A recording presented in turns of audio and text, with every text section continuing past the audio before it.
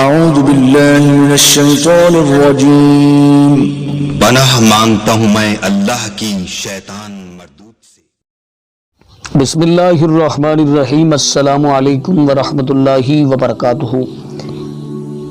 ان 8 خوابوں کی تعبیر جاننا بہت ضروری ہے۔ زیادہ تر یہی خواب لوگوں کو آتے ہیں، جس کی وجہ سے لوگ بہت زیادہ پریشان رہتے ہیں، اور اسی سوال کو بار بار کیا گیا ہے۔ تو اسی چیز کو مد نظر رکھتے ہوئے آج ہم ان 8 خوابوں کی تعبیر لے کر آپ کی خدمت میں حاضر ہوئے ہیں۔ ان 8 خوابوں کی تعبیر بتانے سے پہلے گزارش کہ اگر آپ نے ابھی تک ہمارا چینل سبسکرائب نہیں کیا تو ہمارے اس چینل کو کریں سبسکرائب اور بیل آئیکن کو دبائیں، تاکہ اس طرح کی لیٹسٹ اور نئی سنی ویڈیو آپ تک بآسانی پہنچ سکے۔ نمبر 1، اذان سننا۔ اس کی تعبیر کیا ہے؟ جو شخص یہ خواب دیکھتا ہے پرہیزگاری کی علامت ہے، پرہیزگار ہوگا، پرہیزگاری اختیار کرے گا، نمازی ہوگا اور خوشحال ہوگا۔ اذان بے وقت سننا، اس کی تعبیر یہ ہے: ظلم و جفا کا شیوا پسند آئے گا اور خلقت کو تکلیف پہنچائے گا۔ اذان بے مقام کہنا، اس کی تعبیر یہ ہے: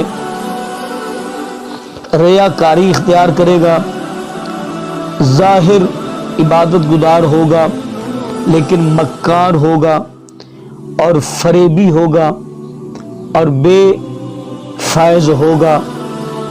اذان مسجد میں کہنا، اس کی تعبیر یہ ہے کہ مال بے حساب ملے گا، انجام بخیر ہوگا، حج کی زیارت نصیب ہوگی۔ اذان لشکر میں کہنا، اس کی تعبیر یہ ہے کہ سفر در پیش آئے گا، مال حاصل ہوگا، تجارت میں بہت زیادہ فائدہ ہوگا۔